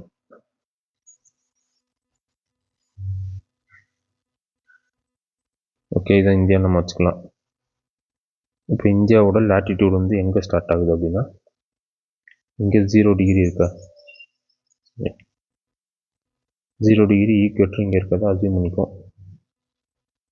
இங்கேருந்து நார்த்தில் தான் இந்தியா இருக்குது. ஸோ ஒவ்வொரு டிகிரியாக கால்குலேட் பண்ணி வரும்போது இந்த இடத்துல இங்கே ஒரு லைன் போகுது நம்ம ஸ்டார்ட் பண்ணுறோம். அதாவது இந்த இடத்துல என்ன இருக்குது, கன்னியாகுமரி. கன்னியாகுமரி எல்லாருமே போயிருப்போம். கன்னியாகுமரியிலேருந்து நம்ம என்ன பார்த்துருப்போம், சன்ரைஸ் சன்செட்லாம் பார்க்குறோம்ல, அந்த லைன் எதுன்னு பார்த்தோம்னா 8 டிகிரி 4' நார்த். அதான் சார் இவ்வளோ நேரம் டிகிரி நீங்கள் 4' பிடிக்கிங்க அப்படின்னா ஒரு டிகிரியை 60 மினிட்ஸாக பிரிப்பாங்க. ஒரு டிகிரியை 60 மினிட்ஸை பிரிப்பாங்க. அது இப்போது 1 centimetre equal to 10 mm, 1 metre equal to 100 சென்டிமீட்டர்ஸ்லாம் நம்ம கன்வர்ஷன் பார்க்குறோம்ல, அது மாதிரியான ஒரு விஷயந்தான் 8 டிகிரி 4' நார்த்து. இந்த 8 டிகிரி 4' நார்த்தில் ஆரம்பித்து கொஞ்சம் கொஞ்சமாக போகும்போது இங்கே என்ன வருது, 37 டிகிரி 6' நார்த் வருது. அப்போ இந்தியா லேட்டிடியூடில் எங்கே இருக்குது, 8 டிகிரி 4' ஆரம்பித்து 37 டிகிரி 6' நார்த்தில் முடியுது. சார் அப்போ டிராபிக் ஆஃப் கேன்சர் 23 டிகிரி நார்த்தில் ஒரு லைன், முக்கியமான லைன் ஒன்று சொன்னீங்களே, அப்போ வந்து அது வந்து இந்தியாவுக்குள்ளே தான் இருக்கா அப்படின்னு கேட்டால் ஆமாம், இந்தியாவுக்குள்ளே தான் அது இருக்குது. கரெக்டாக இந்தியாவை 2 பாகங்களாக அது பிரிக்குது. 23 degree north tropic of cancer இந்தியாவை 2 பாகமாக பிரிக்கிறது. சரி, அப்போ வந்து நம்ம லேட்டிடியூடு வச்சு மட்டும் நம்ம சொல்லிட முடியுமா? ஆல்ரெடி என்ன சொல்லியிருக்கோம், லேட்டிடியூடும் தேவை, லாங்கிடியூடும் தேவை. லாங்கிடியூடுங்கிறது இங்கே வரக்கூடிய 2 லைனை எடுக்கணும். லாங்கிடியூடு வந்து 68 டிகிரி 7' ஈஸ்ட். நம்ம வந்து பிரிட்டனுக்கு ஈஸ்ட் சைடில் தானே இருக்கும். கிழக்கிந்திய கம்பெனின்னு கூட படிச்சிருக்கோம். ஈஸ்ட் இந்தியா கம்பெனி அவங்க வந்து கிழக்கில் வந்து வாணிபம் பண்ணதுனால கிழக்கிந்திய கம்பெனின்னு உருவாக்கி கொண்டு வந்தாங்க. அதே மாதிரி தான் இந்தியா ஈஸ்ட்டில் இருக்குது. ஸோ 68 டிகிரி 7' ஈஸ்ட்டில் இந்தியா ஆரம்பிக்குது. 97 டிகிரி 25' ஈஸ்ட் லாங்கிடியூடில் என்னவாகுது, முடியுது. இப்போ இந்த 4 டைரக்ஷன் சொல்லிட்டோம்னா அதுக்குள்ளே எந்த ஏரியா இருக்குன்னா இந்தியா இருக்குது. So we can get India's address இல்லையா? இப்போ இதே மாதிரி பார்த்தோன்னா ஒரு சில காண்டினெண்ட்டும் இந்தியாட்ட இருக்குது. என்ன காண்டினெண்ட், சரி, ஐலாண்டு. அதில் அந்தமான் அண்ட் நிக்கோபார் ஐலாண்டுன்னு ஒன்று இருக்குது. இந்த அந்தமான் அண்ட் நிக்கோபார் ஐலாண்டு என்ன ஆகும்னா இந்தியாவோட இந்த கன்னியாகுமரி இருக்குல்ல, இதுக்கும் என்னவாகும் அப்படின்னா கீழே வரைக்கும் இருக்குது. ஸோ அப்போ ஐலாண்டையும் சேர்த்து நம்ம கம்பேர் பண்ணும்போது எங்கே ஸ்டார்ட் ஆகுதுன்னா 6 டிகிரி 45' நார்த்தில் நமக்கு ஸ்டார்ட் ஆகுது. 6 டிகிரி 45 மினிட்ஸ்ன்னு சொல்லலாம், மினிட்ஸ் நார்த்தில் ஸ்டார்ட் ஆகுது. ஸோ கொஸ்டின் எப்படி கேட்குறாங்கிறதுக்கு ஏற்ற மாதிரி நம்ம ஆன்சர் பண்ண வேண்டியது. இந்தியாவோட நிலப்பரப்பு எங்கே ஸ்டார்ட் ஆகுது, இந்தியாவோட மெயின் லேண்ட் எங்கே ஸ்டார்ட் ஆகுது அப்படின்னு கேட்டால் 8 டிகிரி 4' நார்த்து. அதே வந்து இந்தியாவோட ஐலாண்ட்லேருந்து எங்கே ஸ்டார்ட் ஆகுது, கேள்விக்கு ஏற்ற பதிலை நம்ம கொடுக்குற மாதிரி இருக்கணும். ரெண்டையுமே நம்ம தெரிஞ்சு வச்சுருக்கணும். சரி, அப்போ இந்த ஏரியாவெலாம் எங்கே இருக்குது, அப்போ ஒவ்வொரு ஏரியாவும் எங்கே ஸ்டார்ட் ஆகுது எங்கே முடியுது, நம்ம லேட்டிடியூட் லாங்கிடியூடில் சொல்லிட்டோம். கடைசி இருக்கக்கூடிய அந்த இடத்தோட பேர் என்ன அப்படிங்கிறத நம்ம சொல்லுவோம். அந்த 8 டிகிரி 4' நார்த்தில் இருக்கிறது வந்து கேப் கமோரின், அதாவது இந்த கன்னியாகுமரியில் கேப் கமோரின்னு சொல்கிறாங்க. அந்த 6 டிகிரி 45' நார்த், அதாவது அந்த அந்தமான் அண்ட் நிக்கோபார் ஐலாண்டில் இருக்கக்கூடிய அந்த இடம் வந்து இந்திரா பாயிண்ட் அல்லது பிக்மேலியன் பாயிண்ட்னு சொல்லுவாங்க. Pygmalion point. தென் 37 டிகிரி 6' நார்த்தில் முடியுது இல்லையா? சரி, 37 டிகிரி 6' நார்த்தில் இந்தியா முடியுது. அந்த பாயிண்ட் வந்து இந்திரா கலோனல் ஞாபகம் வச்சுக்கோங்க. ஜம்மு காஷ்மீரில் இருக்குது, இப்போ லடாக்கில் இருக்குதுன்னு சொல்லலாம். இந்திரா கலோனல். அப்போது நம்ம ஈஸியாக வச்சுக்கலாம், கீழே இந்திரா மேலே இந்திரா இல்லையா? கேப் கமருதீன் நம்ம ஞாபகம் வச்சுக்க வேண்டாம், இது நம்ம ஊர், அதனால் நமக்கு தெரியும். இந்திரா பாயிண்ட்டு மேலே இந்திரா கலோனல். பாயிண்ட் எது கலோனல் எதுன்னு ஞாபகம் வச்சுக்கணும்னா, கலோனல்ங்கிறது ஆர்மி சம்மந்தப்பட்ட வார்த்தை. அப்போ ஆர்மி சம்மந்தப்பட்டதுனால ஜம்மு காஷ்மீரில் தான் இருக்கும். இந்திரா பாயிண்ட்டுங்கிறது அப்போ கீழே இருக்கும், நம்ம ஞாபகம் வச்சுக்கலாம். லாங்கிடியூட்னு பார்க்கும்போது 68 டிகிரி 7' ஈஸ்ட். இது எந்த ஊர்னு பார்த்தோம்னா கவுர்மோட்டோ, குஜராத்னு சொல்லி குஜராத்தில் ஒரு ஏரியா இருக்குது, அந்த ஊர் பேர் தான் கவுர்மோட்டோ. 97 டிகிரி 25' ஈஸ்ட் வந்து எந்த ஊரில் இருக்குன்னா கிபித்து. கிபித்து எந்த ஊராக இருக்கும் உங்களுக்கு எல்லாருக்கும் தெரிஞ்சிருக்கும், அருணாச்சல் பிரதேஷ். ஓகேவா? அப்போ இந்தியாவோட இந்த டிஸ்டன்ஸ் எவ்வளோ இருக்குன்னு பார்த்தோம்னா, இந்த இடத்துல இருந்து இந்தியாவோட அந்த லென்த் வந்து 3214 கிலோமீட்டர்.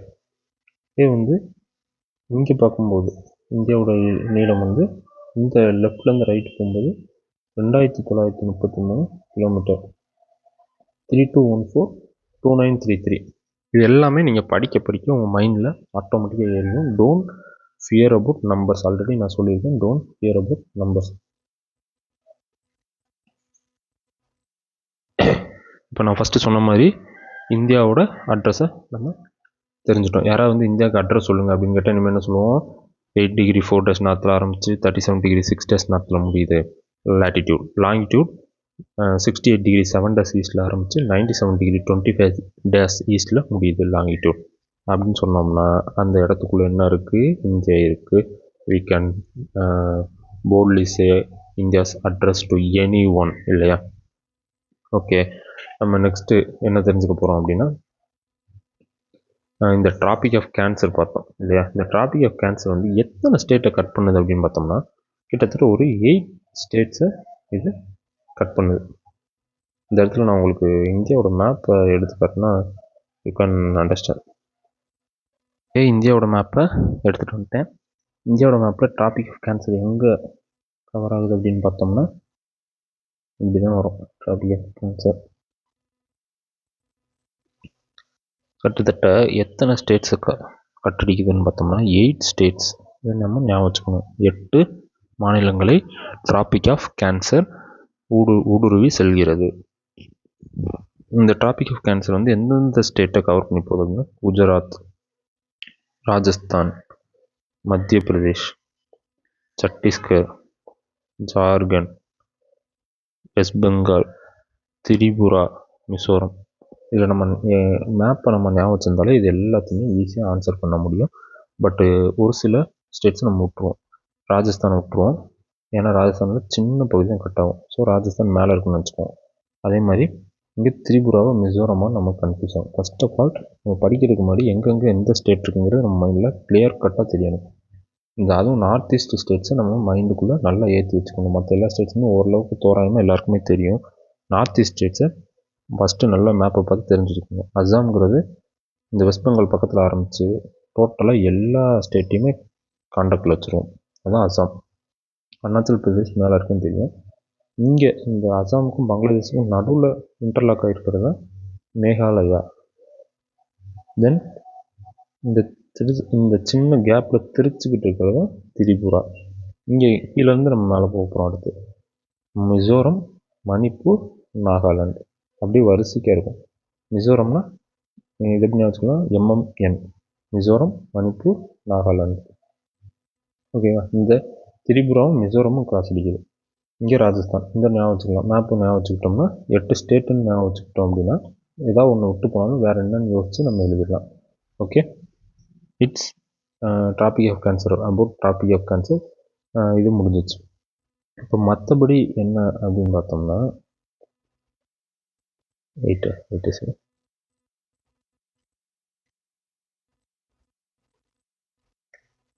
டிராபிக் ஆஃப் கேன்சர் பற்றி பார்த்துட்டோம். இப்போ land boundary and C boundary எப்படி இந்தியாவுக்கு இருக்குது அப்படிங்கிறத நம்ம பார்க்கலாம். ஓகேவா? லேண்ட் பவுண்ட்ரி அண்ட் சி பவுண்ட்ரின்னு பார்க்கும்போது இந்தியாவோட லேண்ட் பவுண்ட்ரி பற்றி எல்லாருக்குமே தெரியும். எந்தெந்த கண்ட்ரியோட நம்ம லேண்ட் பவுண்ட்ரி ஷேர் பண்ணுறோம் அப்படிங்கிறது. இது சின்ன சின்ன ஃபேக்ட்ஸ்லாம் இருக்குது, நம்ம அதை பார்ப்போம்.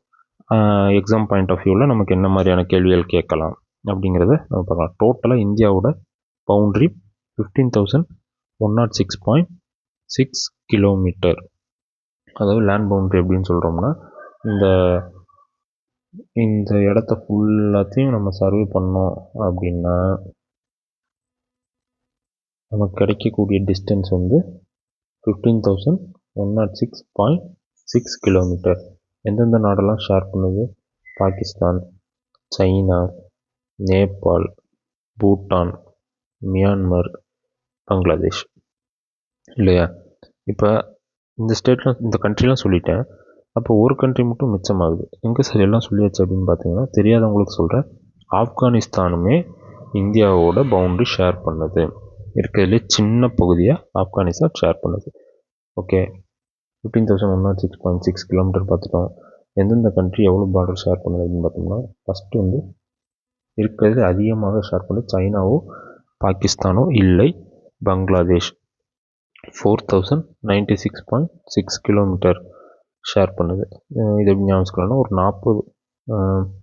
40 வயசில் இப்போ இந்த விஜய் சேதுபதியோட 96 படத்தில் 96 படம் எடுத்தோம்னா அவனுக்கு கிட்டத்தட்ட 40 வயசு இருக்கும். 40 வயசுல அவனுக்கு ஒரு லவ் வர்ற மாதிரி காட்டியிருப்பாங்க.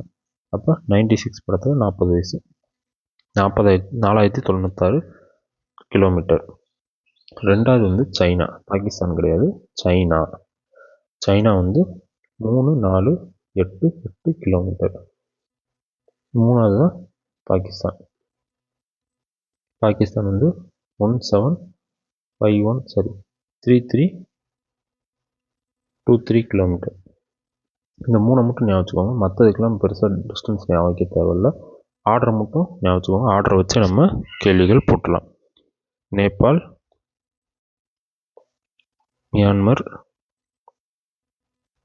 இருக்கிறதுல சின்னதாக பூட்டான், அதை விட சின்னதாக நமக்கே தெரியாது, கண்ணுக்கு தெரியாத இருக்கக்கூடிய ஆப்கானிஸ்தான். ஆப்கானிஸ்தானோட டிஸ்டன்ஸை we have to remember 106 kilometre. 106 kilometre தான் வரும். ஓகே, இது எந்தெந்த ஸ்டேட்டோடலாம் பவுண்ட்ரி ஷேர் பண்ணிக்கிறாங்க அப்படின்னு பார்த்தோம்னா, பாகிஸ்தான் பார்க்கும்போது எந்தெந்த ஸ்டேட்ஸு? பாகிஸ்தான் பார்க்கும்போது குஜராத், ராஜஸ்தான், பஞ்சாப், ஜம்மு காஷ்மீர், லடாக். இது ஸ்டேட் கிடையாது, யூனியன் டெரிட்டரி. ஸ்டேட்டுன்னு கேட்டாங்கன்னா ஜம்மு காஷ்மீர் மட்டும்.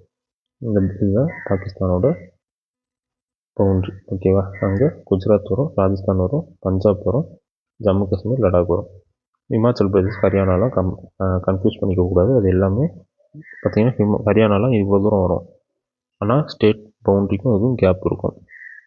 ஸோ அதை உள்ளே கன்ஃபியூஸ் பண்ணக்கூடாது. 4 ஸ்டேட் வந்து பாகிஸ்தானோட ஷேர் பண்ணுது. எது? குஜராத், பஞ்சாப், ராஜஸ்தான், தென் ஜம்மு காஷ்மீர். யூனியன் டெரிட்டரி மாதிரி இப்போ மாற்றிட்டாங்க. கேள்விக்கு ஏற்ற மாதிரி நம்ம பதில் சொல்லிக்கலாம்.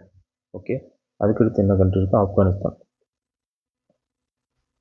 ஆப்கானிஸ்தானோட ஜம்மு காஷ்மீர் மட்டும்தான். ஆப்கானிஸ்தானோட ஜம்மு காஷ்மீர் மட்டும்தான். லைக் இப்போ வந்து யூனியன் டெரிட்டரி கேட்டாங்கன்னா லடாக். ஓகேவா? அது நான் வச்சுக்கோங்க. ஸ்டேட்டாக பார்க்கும்போது ஜம்மு காஷ்மீர். ஆனால் எந்த இடம்னு பார்த்தோம்னா லடாக் தான் அதோட பவுண்ட்ரி ஷேர் பண்ணுது. ஓகே, நெக்ஸ்ட் வந்து சைனா பார்ப்போம். சைனாவோட சொல்லிடுறேன் ஃபஸ்ட்டு.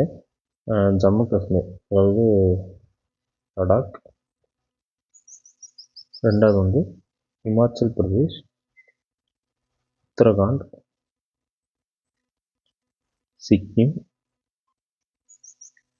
தென் அருணாச்சல் பிரதேஷ். மொத்தம் 5 ஸ்டேட் கவர் பண்ணுது. லடாக், இமாச்சல் பிரதேஷ், உத்தரகாண்ட், சிக்கிம், அருணாச்சல் பிரதேஷ். இல்லையா? ஃபஸ்ட்டு வந்து இங்கே ஆரம்பிப்போம். இந்த ஒரு ரீஜன் முடியும். தென் இங்கே ஒரு பவுண்டரி ஷேர் பண்ணோம். தென் இங்கே ஒரு அருணாச்சல் பிரதேஷ். Okay, 5 state. நீங்கள் மேப் ஞாபகம் வச்சா மட்டும்தான் இந்த கொஸ்டினுக்கு நம்ம ஈஸியாக ஆன்சர் பண்ண முடியும். மற்றபடி மேப் ஞாபகம் இல்லைன்னா இட்ஸ் வெரி டிஃபிகல்ட். ஓகே, அடுத்து பார்க்கும்போது நேபாள். நேபாளில் வந்து உத்தரகாண்ட் வரும், உத்தரப்பிரதேஷ், பீகார், தென் சிக்கிம், வெஸ்ட் பெங்கால். 5 ஸ்டேட்டு. இந்த சிக்கிமுக்கு தெரிஞ்ச பேர் வச்சாங்களா இல்லை தெரியாமல் பேர் வச்சாங்களான்னு எனக்கு தெரியல. கரெக்டாக ஒரு சின்ன இடத்துக்குள்ளே போய் சிக்கிக்கிட்டு இருக்கும் சிக்கிம். கரெக்டாக பூட்டான் நேபாள், சைனா இந்த 3 இடத்துக்கும் நடுவில் சிக்கியிருக்கும். இப்படி சின்ன கேப்பில் சிக்கியிருக்கும். அதுதான் என்னது சிக்கிம். இது பார்த்துட்டோம். இங்கே நேபாள் எங்கே இருக்குது? இங்கே இருக்கா? இங்கே உத்தரகாண்ட், உத்தரப்பிரதேஷ், பீகார், வெஸ்ட் பெங்காலும் இந்த இடத்துல காப்பிடிக்கும். அதுக்கப்புறம் சிக்கிம். ஓகேவா? அதுக்கடுத்து நம்ம பார்க்க போகிறது பூட்டான். பூட்டானோட அதே மாதிரி தான் சிக்கிம், வெஸ்ட் பெங்கால், அசாம், அருணாச்சல் பிரதேஷ். இங்கே வந்து மேகாலயெல்லாம் குழப்பிக்கக்கூடாது. Meghalaya only share boundary with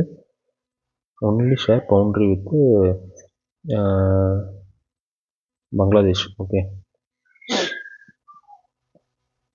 Bhutan மேப்பில் பார்த்தோம்னா சிக்கிம் வந்துடும், வெஸ்ட் பெங்கால் வந்துடும், அசாம் வந்துடும், அருணாச்சல் பிரதேஷ் வந்துடும். சரி, பூட்டான் பார்த்தாச்சு. பூட்டான் வேறு என்ன நாடு இருக்குது? மியான்மரோட நம்ம ஈஸியாக ஞாபகத்துக்கலாம். அப்படியே வரிசைக்க மிசோரம்,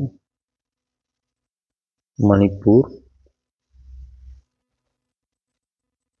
நாகாலாந்து, அருணாச்சல் பிரதேஷ். இந்த 4 ஸ்டேட்டும் அப்படியே கவர் பண்ணேன். தென் பங்களாதேஷ் முக்கியமாக இருக்கிறது அதிகமாக நம்ம பவுண்டரி ஷேர் பண்ணக்கூடிய ஒரு கண்ட்ரி பங்களாதேஷ். இந்த பங்களாதேஷில் எந்தெந்த ஸ்டேட்டோட கவர் பண்ணது நமக்கு பார்த்தாலே தெரியும். வெஸ்ட் பெங்கால், தென் அசாம், மேகாலயா, மிசோரம். சார் என்ன சார் மிசோரம் சொல்கிறீங்க? மிசோரம் இந்த பக்கம் தான் இருக்குது. அதுவும் அங்கேயுமே வந்து பங்களாதேஷோட பவுண்டரி போகும். ஸோ திரிபுரா 5 ஸ்டேட்ஸ் வந்து கவர் பண்ணுது. இப்போ எல்லாத்தையும் பார்த்துட்டோம் இல்லையா? இந்த மேப்பில் பார்த்தீங்கன்னா உங்களுக்கு தெரியும். மியான்மரோட மிசோரம், மணிப்பூர், நாகாலாந்து, அருணாச்சல் பிரதேஷ். பூட்டானோட சிக்கிம், வெஸ்ட் பெங்கால், அசாம், அருணாச்சல் பிரதேஷ். பங்களாதேஷ், வெஸ்ட் பெங்கால், அசாம், மேகாலயா, திரிபுரா, மிசோரம். இது எல்லாமே என்னது லேண்ட் பவுண்ட்ரிஸ். இப்போ கோஸ்ட் லைன் பார்த்தோம் அப்படின்னா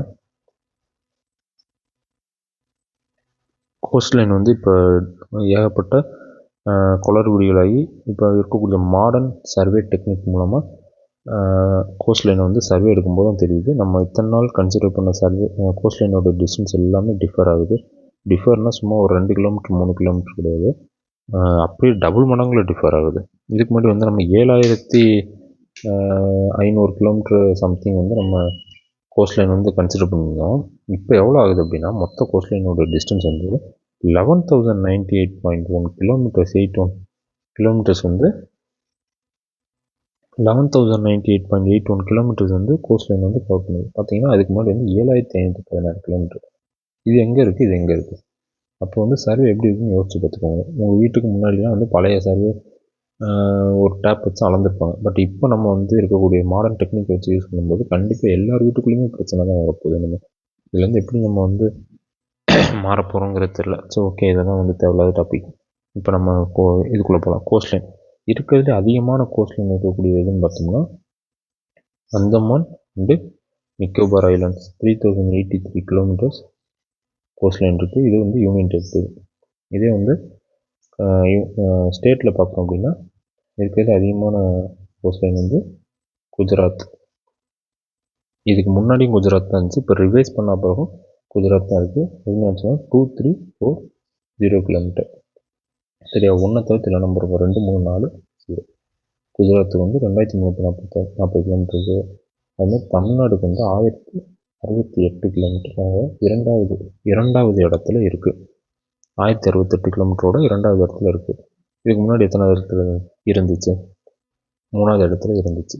இப்போ 2வது இடத்துக்கு மாறி இருக்கு. இது ஒரு முன்னேற்றம் இல்லையா? அப்போ 2வது இடத்துல இந்த ஆந்திரா என்ன வச்சு 3வது இடத்துக்கு போச்சு. 1053 கிலோமீட்டர். ரொம்ப டிஃப்ரென்ஸில் ரெண்டுக்கும் ஒன்லி 15 கிலோமீட்டர் டிஃப்ரென்ஸ். சரி, ஆந்திராவுக்கு அப்புறம் மகாராஷ்டிரா, தென் கேரளா, ஒடிசா. சரி, மகாராஷ்டிராவுக்கு அப்புறம் வெஸ்ட் பெங்கால், தென் கேரளா, ஒடிசா, கர்நாடகா, கோவா. இந்த வெஸ்ட் பெங்காலில் என்ன ஒரு அதிசயம் அப்படின்னா ஐ திங்க் 751 கிலோமீட்டர் இருக்கும்னு நினைக்கிறேன். இந்த 751 கிலோமீட்டரு இதுக்கு முன்னாடி எவ்வளோ இருந்துச்சுன்னு தெரில. ஆனால் எவ்வளோ பெர்சன்டேஜ் இன்க்ரீஸ் ஆகிருக்குன்னு பார்த்தீங்கன்னா 357% இன்க்ரீஸ் ஆகிருக்கு ஸ்டூடெண்ட்ஸ்.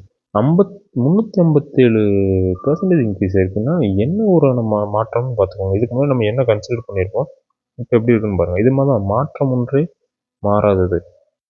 எல்லாமே மாறிக்கிட்டே தான் இருக்கும். நம்ம அதுக்கேற்ற மாதிரி நம்மளும் மாறணும், நம்மளும் அப்கிரேட் ஆகணும், எல்லாத்துக்குமே தெரிஞ்சுக்கணும். இப்போ தான் இந்த உலகத்தில் நம்ம சர்வே பண்ண முடியும். ஓகே, இப்போ எல்லாம் பார்த்தாச்சு, லாட்டிடியூட் பார்த்தாச்சு, லாங்கிடியூட் பார்த்தாச்சு. இப்போ அடுத்து நம்ம பார்க்க போகிறது லேண்ட்லாக்டு ஸ்டேட்ஸ். லேண்ட்லாக்டு ஸ்டேட்ஸ் அப்படின்னா என்னென்னா, எந்த ஒரு பவுண்ட்ரி, இன்டர்நேஷ்னல் பவுண்ட்ரியும் இருக்காது, அதே மாதிரி ஒரு கோஸ்ட் லைனுமே இருக்காது. அந்த மாதிரி இந்தியாவுக்குள்ளே லாக் ஆகிருக்கக்கூடிய ஸ்டேட்ஸ். இதில் ஒரு 5 ஸ்டேட்ஸ் இருக்குது. நான் மேப்பில் காட்டுறேன், அது மட்டும் என்னென்னு எழுதிடுறேன். ஹரியானா, 2வது தெலுங்கானா, 3வது சத்தீஸ்கர், ஜார்க்கண்ட், 5வது மத்திய பிரதேஷ். இந்த 3 ஸ்டேட்டும் லாக் ஆனதுனால என்னமோ தெரில, இங்கே தான் இருக்கிறதுலே இந்த வளங்கள், மினரல்ஸ்லாம் அதிகமாக காணப்படுது. சோட்டாநாக்பூர் பிளாட்டியூன்னு சொல்லுவாங்கள்ல, அந்த மினரல்ஸ்லாம் அதிகமாக காணப்படுது. ஒருவேளை யார் கையிலையும் கிடைக்கக்கூடாதுங்கிறது லாக் ஆகிடுச்சு என்னன்னு தெரில, ரொம்ப காமெடியாக சொன்னேன். ஓகே, இதெல்லாம் வச்சுக்கோங்க. ஹரியானா, தெலுங்கானா, சத்தீஸ்கர், ஜார்க்கண்ட், மத்திய பிரதேஷ். மேப்பில் பார்த்தோம் அப்படின்னா இப்போ பாருங்கள், ஹரியானா எங்கேயாவது பவுண்ட்ரிஸ் கிராஸ் ஆகுதா? இல்லை. தென் மத்திய Pradesh, Telangana, Chhattisgarh, Jharkhand. These states didn't have any boundary with international countries and no coastlines. So we have to consider it as a landlocked boundaries. So landlocked states. Okay, இப்போ நம்ம இந்த டைம் கால்குலேட் பண்ணுறதை பற்றி நான் சொல்லியிருந்தேன். இப்போ டைம் கால்குலேட் பண்ணுறதும் டேட் கால்குலேட் பண்ணுறதை பற்றி தெரிஞ்சுக்கிட்டோம்னா இந்த கிளாஸை நம்ம முடிச்சுக்கலாம். டைம் கால்குலேட் பண்ணுறதுக்கு நம்ம எந்த லைனை யூஸ் பண்ணுவோம்னு சொன்னோம்? லாங்கிடியூட். லாங்கிடியூட் எப்படி இருக்கும்?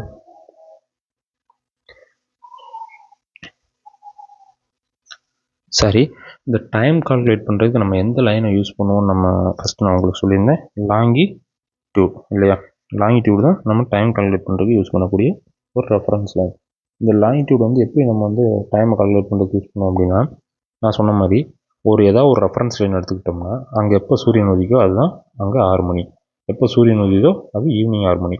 இப்படிங்கிறத நம்ம ஒரு தோராயமாக, நான் ஒரு சும்மா தோராயத்துக்கு கணக்கு சொல்கிறேன், இப்படி நம்ம கன்சிடர் பண்ணிக்குவோம். இப்போ இந்தியா எப்படி இருக்குது? பெரிய நாடாக இருக்குது இல்லையா? சரி, ரொம்ப கேவலமாக இருந்துட்டேன்.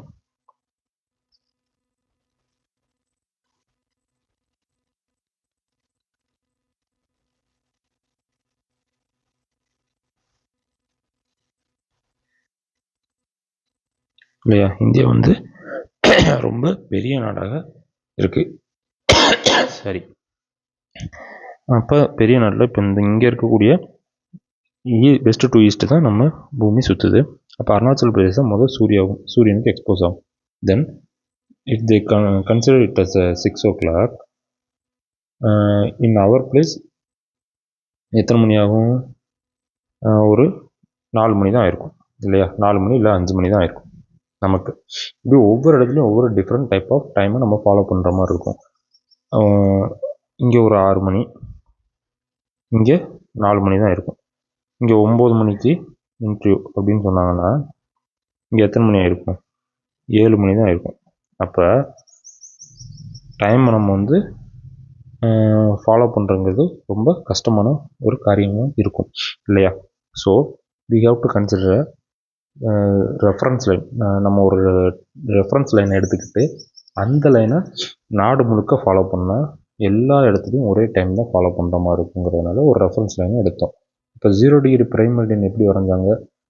மோஸ்ட் ஆஃப் த லேண்ட் யார் கையில் இருந்துச்சு? பிரிட்டனோட கையில் இருந்துச்சு. ஸோ அவங்களோட இடத்துல 0 டிகிரியை வரைஞ்சாங்க. அதே மாதிரி நம்ம எப்படி ஒரு ரெஃபரன்ஸ் லைனை நம்ம நாட்டுக்குள்ளே எடுக்கிறது அப்படின்னா, ஏதோ ஒரு இடத்துல தோராயமாக எடுக்க முடியாது, எல்லாருக்குமே அது ஒரு சமமாக இருக்கணும். அப்படிங்கிறதுனால நம்ம நாட்டோட சென்ட்ரு பகுதியில் ஒரு லைனை தான் நம்ம எடுக்கணும் இல்லையா? அந்த சென்ட்ரு பகுதி எப்படி கால்குலேட் பண்ணுறது அப்படின்னா, ஃபஸ்ட்டு நம்ம லாங்கிடியூட் எங்கே ஸ்டார்ட் ஆகுது, 68 டிகிரி 7 டேஸ் நார்த் லாங்கிடியூட்லையும் 97 டிகிரி 25 டேஸ் நார்த் லாங்கிடியூட்லையும் முடியுது இல்லையா. இப்போ இது ரெண்டுக்கும் இடைப்பட்ட கேப்பில் எவ்வளோ இருக்குது, 97 - 68 போட்டிங்கன்னா 29 டிகிரி இருக்குது இல்லையா. அப்ராக்சிமேட்டாக சொல்கிறேன், எக்ஸாக்டாக பார்க்கும்போது 29 டிகிரி 18 மினிட்ஸ் கேப் இருக்கும். இந்த இடத்தோட டிஸ்டன்ஸ் வந்து 29 டிகிரி 18 மினிட்ஸ், அதாவது கிட்டத்தட்ட ஒரு 29 லைன் இதுக்கு நடுவில் இருக்குது. இதை ரெண்டாக பிரித்தோம் அப்படின்னா ஒரு 14 டிகிரி சம்திங் வரும் இல்லையா. அந்த 14 டிகிரி இப்போ 68 கூட்டி பாருங்களேன், என்ன வருது, 82 டிகிரி வருதா. அதைத்தான் ரெஃபரன்ஸ் லைனாக எடுத்துக்கிட்டோம். அதாவது மொத்த லைனில் பாதி 82 டிகிரி 30 மினிட்ஸ் ஈஸ்ட் லாங்கிடியூடை தான் நம்ம ரெஃபரன்ஸ் லைனாக எடுத்துக்கிட்டோம். இந்த 82 டிகிரி ஈஸ்ட் லாங்கிடியூட் வந்து 30 மினிட்ஸ் ஈஸ்ட் லாங்கிடியூட் எந்த ஸ்டேட் வழியாக போகுதுன்னா உத்தரப்பிரதேஷ். மெயினாக வந்து ஏகப்பட்ட ஸ்டேட் வழியாக போகும். நம்ம எடுத்துக்கிறது வந்து உத்தரப்பிரதேசில் இருக்கக்கூடிய அலகாபாத், இன்னும் எக்ஸாக்டாக சொல்லணும் அப்படின்னா ஸ்பெசிஃபிக்காக சொல்லணும்னா மிர்சாப்பூர், இந்த ஊர் வழியாக போகிற இந்த லைன் தான் 82 டிகிரி 30 டேஸ் ஈஸ்ட். ஆக்சுவலாக சூரியன் இங்கே தான் கரெக்டான டைமில் உதிக்கும். 6 o'clockனா 6 o'clock உதிக்கும். இப்போ எல்லா ஹோல் கண்ட்ரிக்குமே நம்ம ஒரே டைம் ஜோன் தான் ஃபாலோ பண்ணுறோம், இந்த 82 டிகிரி 30 டேஸ் தான். இப்போ என்ன ஆகும்னா இங்கே வந்து ஆக்சுவலாக சூரியன் வந்து ஒரு 4 மணிக்கு உதிச்சிடும். இப்போ நம்ம காலையில் 4 மணிக்கு எப்படி இருக்குன்னு உங்களுக்கு தெரியும். இந்த 4 மணிக்கே சூரியன் வந்து அருணாச்சல் பிரதேசில் உதிச்சிடும். அருணாச்சல் பிரதேசில் தனியாக எழுதி காட்டுறேன். அருணாச்சல் பிரதேசில் சூரியன் வந்து 4 மணிக்கெலாம் உதிச்சிடும் இல்லையா. ஆனால் நமக்கு எத்தனை மணிக்கு உதிக்கும், 6 மணிக்கு தான் உதிக்கும். இப்போ அவங்க எத்தனை மணிக்கு எந்திக்கிற மாதிரி இருக்கும், டெய்லி 4 மணிக்கு எந்திக்கிற மாதிரி இருக்கும். அதேமாதிரி சூரியன் இங்கெல்லாம் எத்தனை மணிக்கு அஸ்தமனம் ஆகும், 6 மணிக்கு அஸ்தமனம் ஆகும்.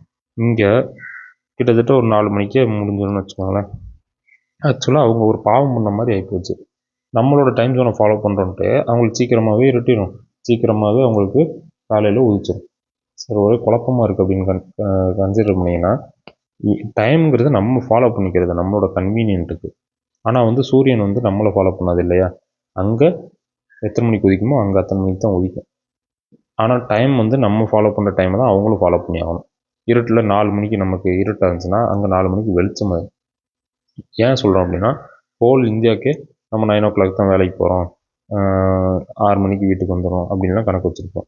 இங்கே என்ன ஆகும் அப்படின்னா 9 o'clockங்கிறப்ப 4 மணிக்கு எழுந்துச்சு 5 மணி நேரம் அவங்களோட அந்த டே டைம் வேஸ்ட் ஆகுது. அப்போ அவங்க ஈவினிங் வந்து இருட்டில் வேலை பார்க்குற மாதிரி தான் இருக்கும் இந்த டைம் ஜோனை ஃபாலோ பண்ணாங்க அப்படின்னா. இப்போ இதெல்லாம் ஏன் சொல்கிறாங்கன்னா அவங்களுக்கு ஒரு எக்கானமிக் லாஸ் மாதிரி தான். இதே பார்த்தோம்னா குஜராத் எடுத்துக்கிட்டோம்னா அவங்களுக்குலாம் கிட்டத்தட்ட ஒரு 7 மணிக்கு தான் விடியும். இந்த மாதிரி ஒவ்வொருத்தர் இடத்துலையும் இந்த ஒரே டைம் ஜோன் ஃபாலோ பண்ணுறதுனால ஏகப்பட்ட பிரச்சனை இருக்குது. இப்போ எக்ஸாம்பிள்லாம் பார்த்திங்கன்னா ரஷ்யாவிலாம் 11 டைம் ஜோன் வச்சுருக்காங்க. ஏன்னா அது பெரிய கண்ட்ரி, ஒவ்வொரு ஏரியாவுக்கு மாறும்போது ஒரு டைம் ஜோன் மாறும். அவங்க ஒரு டைம் ஜோன் வச்சுருப்பாங்க, இங்கே வேறு ஒரு ஸ்டேட்டுக்கு போகும்போது அவங்க ஒரு டைம் ஜோன் ஃபாலோ பண்ணுவாங்க. அப்போ தான் அவங்களால இது பண்ண முடியும். ஒரே ஒரு டைம் ஜோன் வச்சுருந்தாங்கன்னா ரஷ்யாவில் யோசிச்சு பாருங்கள், ஒரு இடத்துல விடியும் ஒரு இடத்துல இருட்டாயிடும், அந்தளவுக்கு பெரிய கண்ட்ரி அது. அதே மாதிரி யூஎஸ்ஏல பார்த்தோம்னா 6 டைம் ஜோன் வச்சுருக்காங்க. எல்லாமே ஒரு தெரிஞ்சுக்க இதெல்லாம் வந்து ரொம்ப இன்ட்ரெஸ்டிங்காக இருக்கும். பட்டு நம்ம ரொம்ப டீப்பாக போகிறதுக்கு நமக்கு டைம் கிடையாதுங்கிறதுனால அடுத்தது சொல்கிறேன். இப்போ வந்து இந்தியாவோட டைம் வந்து லண்டனை கம்பேர் பண்ணும்போது 5 hours 30 minutes அஹேடாக இருக்கும். அதாவது நமக்கு இங்கே 12 மணிக்கு சூரியன் உதிக்குதுன்னா அவங்களுக்கு வந்து அதுக்கு முந்தின நாள் 6:30 தான் இருக்கும், 6:30 தான் அங்கே ஆயிருக்கும். நமக்கு வந்து இங்கே நைட்டு 12 மணி ஆயிருக்கும். ஏன் அப்படின்னு நான் சொல்கிறேன்ல, வெஸ்ட் டு ஈஸ்ட் பூமி சுற்றும், நமக்கு சூரியன் உதிக்கும், அங்கே இனிமேல் தான் சூரியன் உதிக்கும், 5.5 மணி நேரம் கழிச்சு தான் சூரியன் உதிக்கும். இது எல்லாத்துக்கும் தான் இந்த இமேஜினரி லைன் லாங்கிடியூடை நம்ம வரைஞ்சி வச்சுருக்கோம். இது எப்படி 5.5 மணி நேரங்கிறத கால்குலேட் பண்ணுறாங்க அப்படின்னா, இப்போ வந்து மொத்தமாக 320 டிகிரி இருக்குது, 320 லைன்ஸ் ஆஃப் லாங்கிடியூட் இருக்குது இல்லையா. 320 லைன்ஸ் ஆஃப் லாங்கிடியூடில் எவ்வளோ நேரத்தில் இந்த 320 லைன்ஸும் கவர் பண்ணுறாங்க, 24 லைன்ஸ், 24 ஹவர்ஸ், அதாவது 24 ஹவர்ஸில் 360 லைன்ஸையும் கவர் பண்ணிடும்.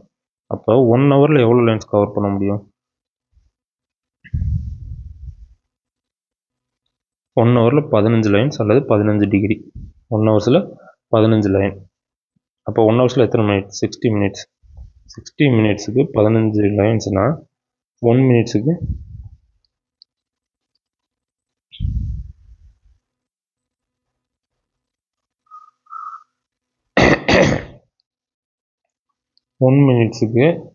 1/4 லைன் தான் கவர் பண்ணும். அப்போது 1 லைனை கவர் பண்ணுறதுக்கு எத்தனை மினிட்ஸ் இருக்குது? 4 மினிட்ஸ். அதாவது 1 டிகிரியை கவர் பண்ணுறதுக்கு 4 மினிட்ஸ். இந்த கால்குலேஷன் பற்றிலாம் நீங்கள் கன்சிடர் பண்ண வேண்டாம், இதை மட்டும் ஞாபகம் வச்சுக்கோங்க. 1 டிகிரியை கவர் பண்ணுறதுக்கு 4 மினிட்ஸ். நம்ம வந்து 0 டிகிரிலேருந்து எத்தனை டிகிரி கேப் டைம் ஜோன் எடுத்துருக்கோம்? 82 டிகிரி 30 டேஸ் எடுத்துருக்கோமா? அப்போ 82 டிகிரி இன்ட்டு 4 மினிட்ஸ் போட்டோம்னா இதுக்கு பாதி 30 மினிட்ஸ். அப்போ அதுக்கு ஒரு 2 நிமிஷம் சேர்த்தோம்னா 330 மினிட்ஸ் வருது. 330 மினிட்ஸ்னால் எவ்வளோ நேரம்? 5 hours 30 மினிட்ஸ். இதுதான் ஆக்சுவலாக டைம். இந்த லாங்கிடியூட் வந்து தெரிஞ்சுக்கிட்டீங்க அப்படின்னா, இந்த லாங்கிடியூடை பற்றி ஃபுல்லாக தெரிஞ்சுக்கிட்டீங்கன்னா எந்த ஊரில் எந்த டைம் ஃபாலோ பண்ணுறங்கிறது நம்மளே கூட கால்குலேட் பண்ணிக்கலாம். எங்கே வந்து சீக்கிரம் விடியும், எங்கே வந்து லேட்டாக விடியும் அப்படிங்கிறதையும் நம்ம தெரிஞ்சுக்கலாம். ஓகே, 180 டிகிரி ஈஸ்ட்டு 180 டிகிரி வெஸ்ட்டுன்னு சொல்லி ஒரு லைன் பார்த்தோம். அது என்ன லைன் பார்த்தோம்? International date line. இதுவுமே நம்மளோட கன்வீனியன்ட்டுக்காண்டி நம்மளே எடுத்துக்கிட்டது தான். ஏன் அப்படின்னா பக்கத்தில் 2 கண்ட்ரி இருக்கும். 2 கண்ட்ரிக்கு வேறு டேட்டு இந்த மாதிரி கன்ஃபியூஷன்ஸ்லாம் வரக்கூடாது அப்படிங்கிறதுனால இன்டர்நேஷ்னல் டேட் லைன் ஒன்று எடுத்துக்கிட்டாங்க. இது எங்கே இருக்கும் அப்படின்னா பசிபிக் ஓஷன், அதாவது ஆசிய கண்டத்துக்கும் அமெரிக்க கண்டத்துக்கும் இடையில் பசிபிக் ஓஷன் இருக்குல்ல, இந்த லைன் இங்கே தான் வருது. ஆக்சுவலாக இந்த லைன் ஸ்ட்ரெயிட்டாக இருக்காது. இந்த லைன் எப்படி இருக்குன்னா இப்படி வளைஞ்சு தான் கொடுத்துருப்பாங்க. ஏன் அப்படின்னா இதில் ஏதாவது லேண்ட் பவுண்ட்ரிஸ், ஏதாவது ஒரு கண்ட்ரி இந்த இடத்துல இருக்குது அப்படின்னா அந்த இடத்துல இப்படி ஸ்ட்ரைட்டாக போட்டோம்னா இங்கே ஒரு டேட் ஃபாலோ பண்ணுவாங்க, இங்கே ஒரு டேட் ஃபாலோ பண்ணுவாங்க. அப்போது ஒரே கண்ட்ரிக்குள்ளே 2 டேட் ஃபாலோ பண்ணுறது ரொம்ப டிஃபிகல்ட்டான விஷயங்கிறதுனால இது வந்து கரெக்டாக சீல மட்டும் போகிற மாதிரி இந்த லைனை வந்து இப்படி வரைஞ்சிருப்பாங்க இன்டர்நேஷ்னல் டேட் லைன்றதுனால. இதுக்கு இங்கிட்டு ஒரு டேட் இருக்கும், இதுக்கு இங்கிட்டு ஒரு டேட் இருக்கும். இப்போ எக்ஸாம்பிளுக்கு வந்து இது வந்து வெஸ்ட்டு சைடா, இது ஈஸ்ட்டு சைடு. இங்கே வந்து ஒரு டேட் அகேடாக இருப்பாங்க. இங்கே 24 அப்படின்னா இங்கே 23. இது சுற்றி வந்தால் தான் இங்கே 24 ஆகும், இங்கே 25 ஆயிரும். ஓகேவா? இப்போ இங்கே இருக்க ஒரு ஆள் இந்த இடத்துக்கு போகிறாரு அப்படின்னா இங்கே ஆல்ரெடி 24 இருக்குமா, அவர் 23ஆம் தேதிக்கு போயிடுவார். அப்போ ஹி கெயின்ஸ் அ டே. அவர் வாழ்நாளில் ஒரு நாளை அவர் எக்ஸ்ட்ரா கிடைச்ச மாதிரி கணக்கு. வெஸ்ட்டு டு ஈஸ்ட்டு போகும்போது ஹி கெயின்ஸ் அ டே. அதே ஈஸ்ட்டு டு வெஸ்ட்டு இங்கே இருக்க ஆள் இங்கிட்டு வந்தால் 23ஆம் தேதியிலேருந்து அவர் அப்படியே டேரெக்டாக என்ன ஆயிடுவார்? 24ஆம் தேதிக்கு ஜம்ப் ஆயிடுவார். அவர் வாழ்நாளில் ஹி லூசஸ் அ டே. இதெல்லாம் சும்மா ஃபன் ஃபேக்ட் ஞாபகம் வச்சுக்கோங்க. ஓகே, இன்னைக்கு கிளாஸில் நம்ம வந்து இந்தியாவோட லொக்கேஷன் அண்ட் ஃபிசிக்கல் ஃபீச்சர்ஸ் பார்க்கணும்னு நினச்சோம். லொக்கேஷனுக்கே டைம் ஆகிடுச்சு. ஃபிசிக்கல் ஃபீச்சர்ஸை நெக்ஸ்ட்டு கிளாஸஸில் பார்ப்போம். லொக்கேஷனை பற்றி நீங்கள் ஓரளவுக்கு உங்களுக்கு ஐடியா கிடச்சிருக்குன்னு நினைக்கிறேன். இன்கேஸ் ஏதாவது டவுட்டாக இருந்தால் இல்லை ஏதாவது நான் தப்பு பண்ணியிருந்தாலும் it's my first video. So if I do any mistake comment பண்ணுங்கள். இந்த வீடியோ உங்கள் ஃப்ரெண்ட்ஸுக்கு ஷேர் பண்ணுங்கள். நான் வந்து ஒரு பிளான் வச்சுருக்கேன், எல்லா சப்ஜெக்ட்டுக்குமே வீடியோ போடலான்னு சொல்லிட்டு. So if you subscribe my channel, no need to go any private coaching center. You will get all notes from my video. Okay, bye. Thank you.